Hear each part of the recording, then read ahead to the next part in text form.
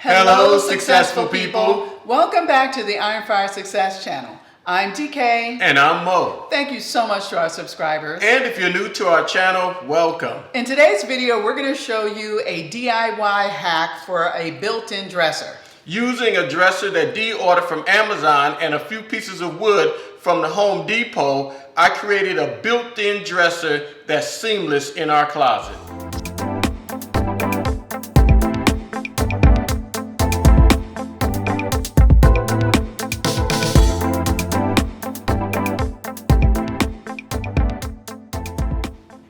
If you've been following our videos, you know that we were supposed to have built-in dressers in our closet. And you'll know that the builder just didn't do it. In our closet organization video number 1 that we'll link above, we tried to make do by ordering some boxes from Amazon to put the clothes into, but that didn't really work out very well. So I used a dresser that we ordered from Amazon to make a built-in dresser. Let's check it out. Check it out.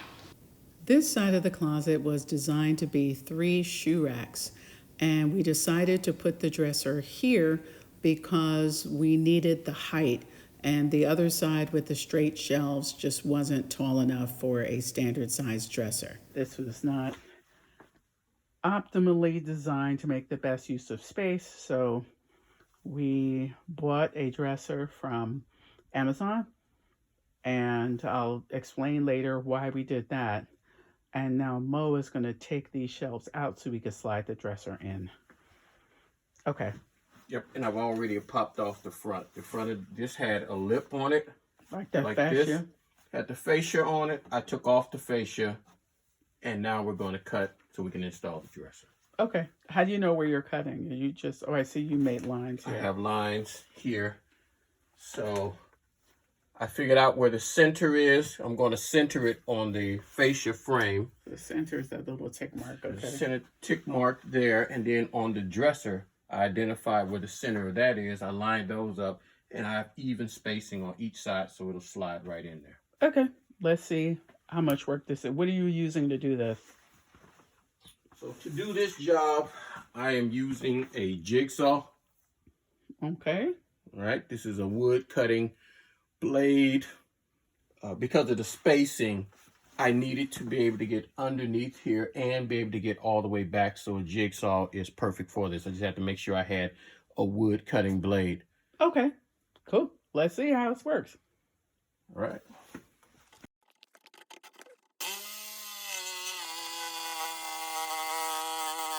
And I'll continue that all the way up on both sides. This line, until I get it all the way to the top.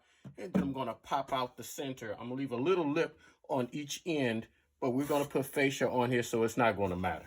Okay. And this is where the demo comes in. So, yeah. Oh, that came out pretty easily. Did you see that? Yeah. So I just pressed down. I cut back far enough. And now I'm just going to work this out of here.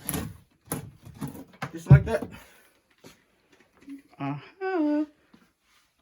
So they had, looks like it was on top of a piece of wood. That's yeah, okay. For support. There it is. Okay. And then the rest of these little pieces in here, I'll take a screwdriver, flathead screwdriver or chisel. I have a chisel and I'll chisel out. Oh, I see. These pieces. Let me get a close-up of that. Right, because there's like a chunk of wood left in the corner. Right. Now, here's the question. When we get ready to put in our dresser, I want to determine whether or not this is going to be in the way or not. So I'm going to try it. If it's in the way, I'll remove this piece as well. Yes, looks like it's 16 from the back wall. And then the actual dresser itself has a little room. So, okay, I've already removed 2 of the shelves. Now I'm going to show you the full cut going along the guidelines on my last shelf. So, I want to keep the blade lined up with the line. You can see there's a notch here. The blade is closer to this side. So I'm going to line that up. And ideally, you want to look right over the top so that you can stay along the line. And there are other saws you can use to do this. I was using what I already had, the tools that I already have. And the jigsaw is just a great way to do this on this semi-soft wood.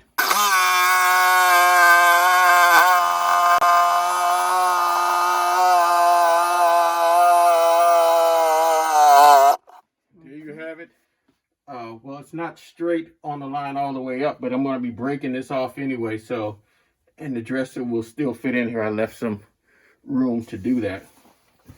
And as I got progressively higher, it's harder to see the line because I'm not right over it.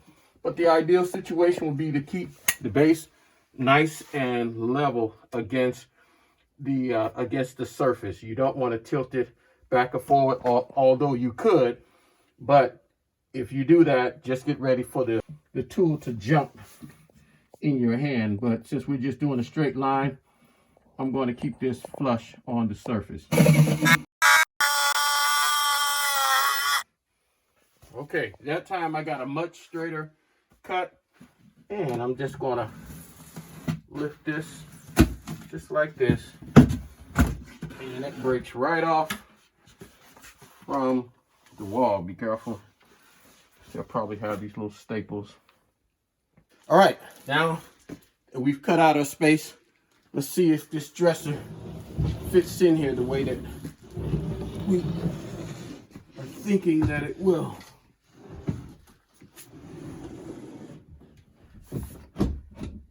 Success. And there you have it. And then when we come back, we'll put facer on either side. Okay, so as you know, we placed the dresser inside of this space after we removed the shelves that the builder put in. I added a filler, so I used the dry decks. And to cover the seam between the dresser, and I cut 2 strips of wood and put them on either side, but there was a gap here with a little hump, so I used the dry decks to put over this and then sand it down so that I can get this smooth surface here. Okay. So got this side pretty smooth, almost where I want it. This other side here, I got a rough patch, as you can see. Wait, let me zoom in on that so we can see that. Oh yeah. Okay. So just gently take my sandpaper and sand this down. And you just keep going until it's smooth. The top looks smooth. I'll keep going. I get all these little divots. Okay, I'll come back when it's all done and smooth. All right, now that you've sanded that down, what's next? I'm going to wipe it down to get the dust off of it. First, I'm going to use a dry cloth to just kind of push that dust away. You can probably see the dust. Well, you may not be able to see it on camera, but I'm going to do the same thing on this side. Okay, I see you. And we'll switch to the tack cloth. It's a little sticky. Got a little texture to it. Almost feels like adhesive on there, but I'm going to gently wipe it with this because I've got most of that dust off of there, and you see there's not that much coming off. That tack cloth will get any residual dust off. Okay. On to the next step. Next step is painting. All right, now that surface preparation has been completed, you see I have both sides pretty smooth here. Now I'm ready to start painting using this paint, which is actually a blend. It says Brilliant White on the can, but we actually had it blended to bring that white down a little bit. So I'm using a velvet roller. So try to get this paint on here nice and even. And I'm just going to gently roll it onto the surface. Just a little bit at a time so that I can keep it nice and smooth and as even as possible, spreading the paint out. All right, so we will come back and see what it looks like when you're all done. Okay, as you can see, we've already finished our painting. We have this gap that's up top right here, and to cover that, we bought this nice topper. It's not wood, it's made out of a plastic, but the color fits well, so we're going to use this to cover the gap at the top using this E6000 glue. The dresser came with 5 drawers, each of which had 2 of these knobs spaced far apart, and I did not like that and wanted for Mo to put the leftover cabinet hardware on the drawers, so he filled in the holes, sanded and painted. I'll put up a link to the cabinet hardware installation video we did if you want to see a step-by-step of how Mo installs cabinet hardware and how he does it where there's already pre-existing holes. And now let's see the finished product.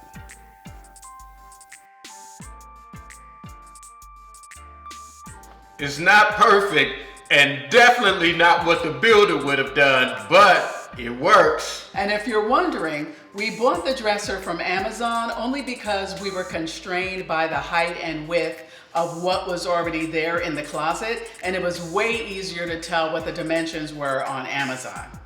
Stick with us because the next part 3 of our closet update is going to be the shoe and purse organization. Please subscribe for more content like this and model home tours in and around the San Antonio area. Thank you so much for joining us today. And as always, until next time, be peaceful, stay prayerful, and count your blessings.